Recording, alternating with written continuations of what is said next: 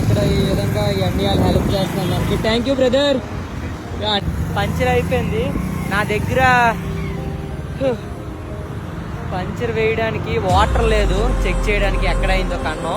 చిన్న కన్నం పడ్డది, మరి ఎక్కడ పడ్డదో కానీ. అందుకని చెప్పి వాళ్ళు వచ్చారు.